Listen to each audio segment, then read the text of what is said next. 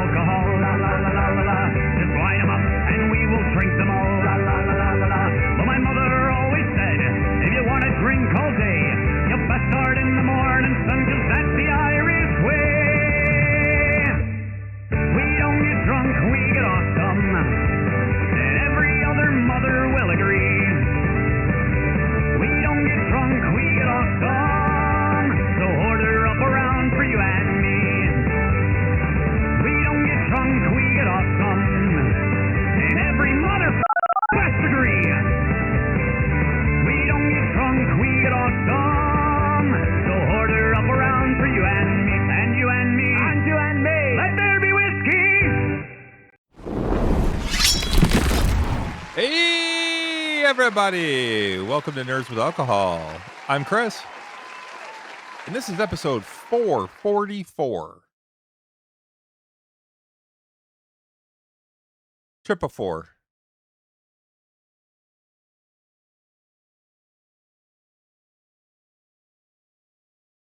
And it's not even the hottest day of the week. Yeah.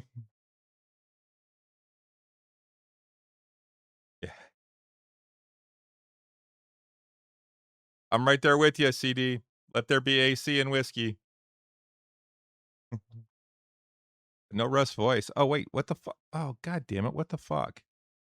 Because it was working earlier. There's no Russ audio. See, say something now. Nope, that's not it. Where are you?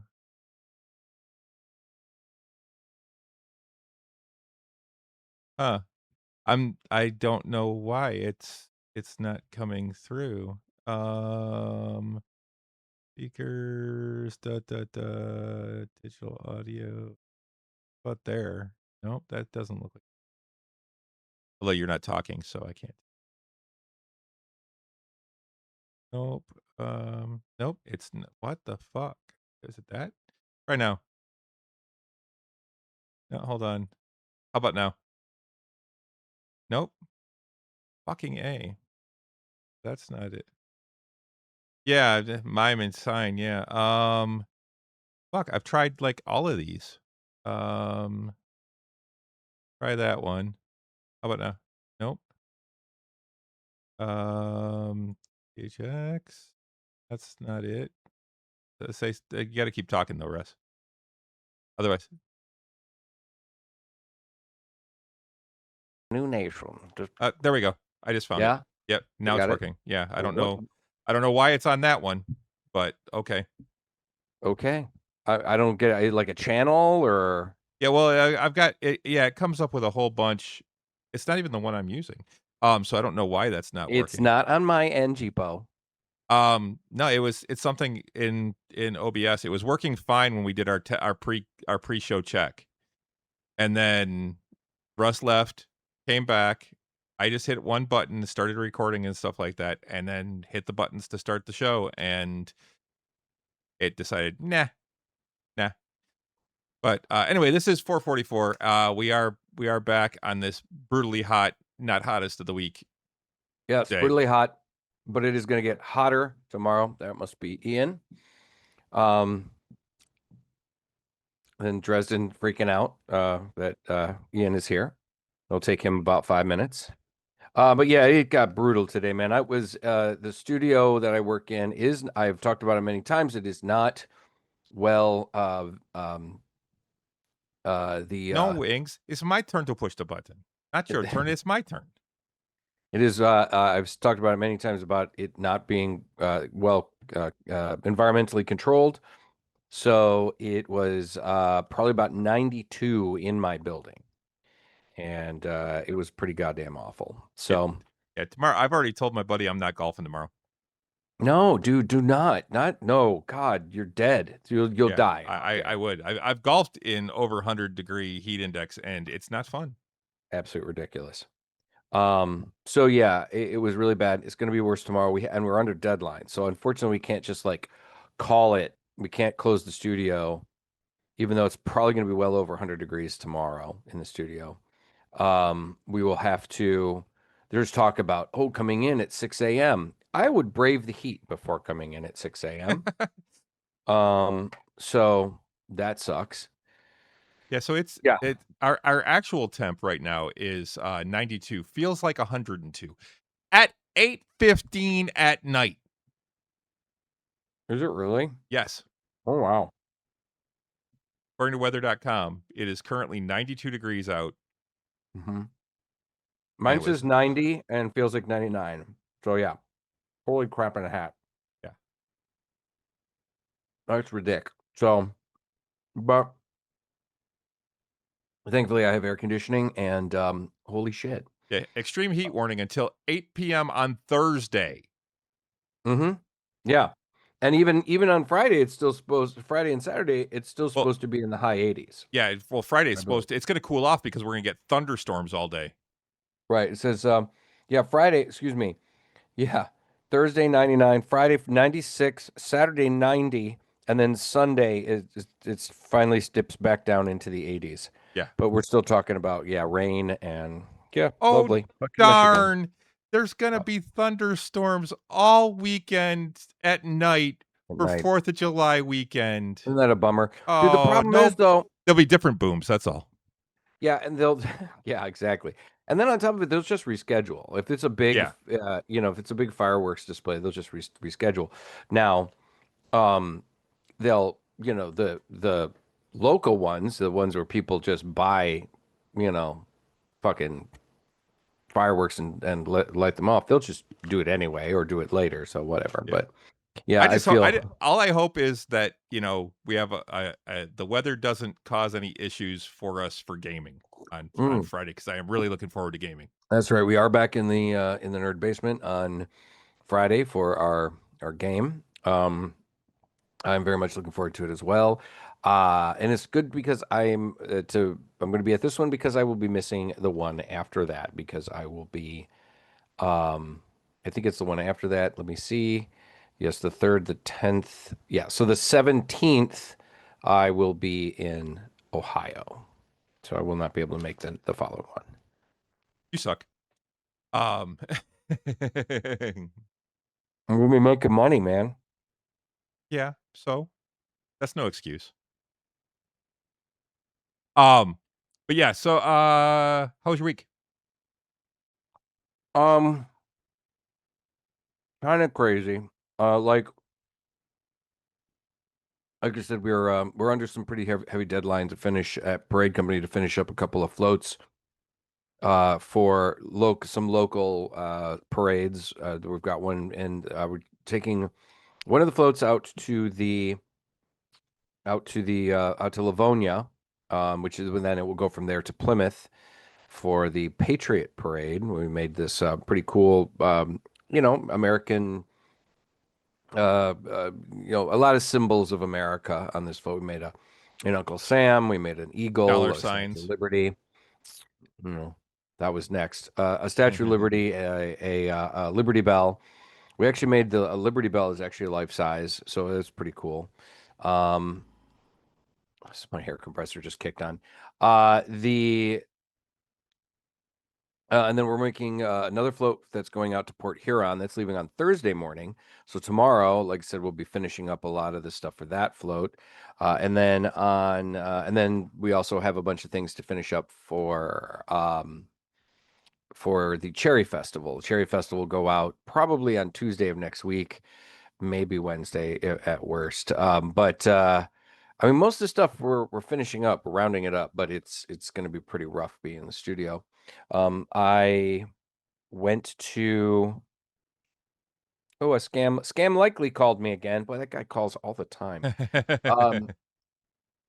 I went and saw Supergirl with Ian on Saturday evening, and I'll be talking about that tonight. Little non-spoilery review, and I think that conversation is going to lend and lead into some other conversations, which is good. Yeah, other than that, it's just, kind of, figuring shit out. Let's see, wait a minute. What is today is the 30th. 30th? Yeah.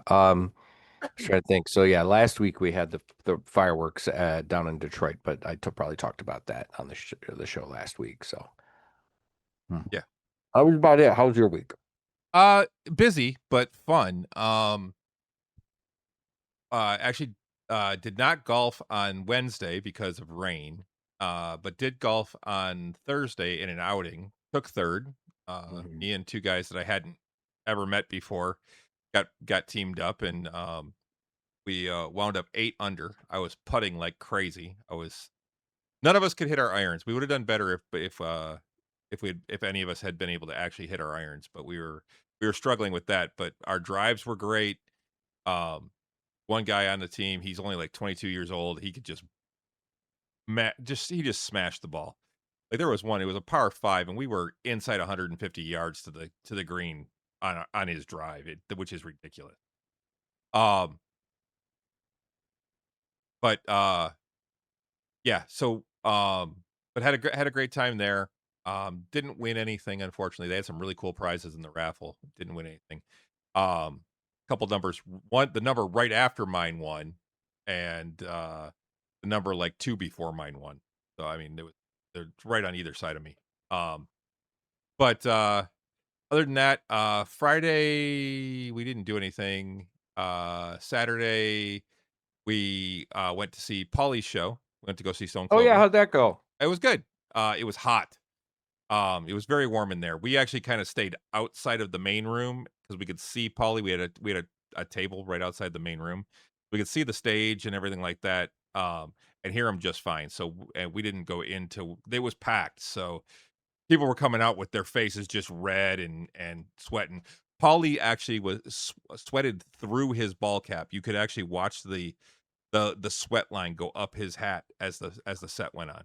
It's amazing to me because I do not sweat like that. I don't. I'm not a high, Oh, even I today. do. I'm not a heavy sweater. Like my boss Eric was just drenched in sweat, and I had some. I was just a little moist. I don't. I just don't sweat like that. You know, I don't usually sweat through clothing. Um, it's crazy to me. But other than that, I've been working real hard on getting the website up for Drinking Nerds Entertainment. Um, I've actually got uh, a ticket in with the company I'm using because I can't get one thing to work. And I talked with somebody, my account rep today, and she looked at it and she's like, "No, it looks like you've got everything set up right. So open up a ticket. Um, they'll be able to help you." So I did. So I opened up the ticket, um, and we'll see what happens. But yeah, it's coming along. I'm super excited. I've been making more stuff. Like I made this koozie, little magic related. Mm-hmm. Hope, nope, doom, boom, roar, more. Um, Took that to Monday Night Magic last night, and everyone thought it was really cool. I also made this one for Magic. I've just been playing around with different designs. That's pretty cool. Mm-hmm. Um, and yeah, so that kind of thing. Um, I did Hey, get check this out. I made on 3D printed. So this was the larger one, urine cups. obviously. You'd think. This was at 90 this was at 90%, this was at 80%. This is about the color that or the size that I want. I was looking for clear. This was the best I could come up with. It's kind of Yeah. semi-translucent. I apparently you can get clear filament, but I just couldn't find it. There wasn't any at Micro Center, so I'll have to order it. But yeah, I don't know if you can see it. Yeah, you can kind of Oh, see. They are for my body painting. They are for glitter. oh, So I can put for fairy the herpes. right for fair herpes. The only problem is, I mean, this goes on and stays on pretty well, but if I press it on too hard, I can't it cannot get it off. So it's just I want Like to a print screw out top. about Screw top.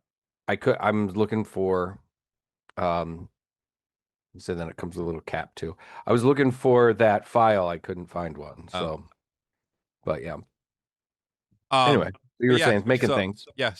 getting things ready for the website. It's mostly built. I mean, I don't have everything up on there yet. Like there's still a lot of things that are gonna be coming soon because I gotta Hmm. figure out how to make them and play around with it. So, but I want to get it up there to get at least the game going, and I can do koozies and stuff like that.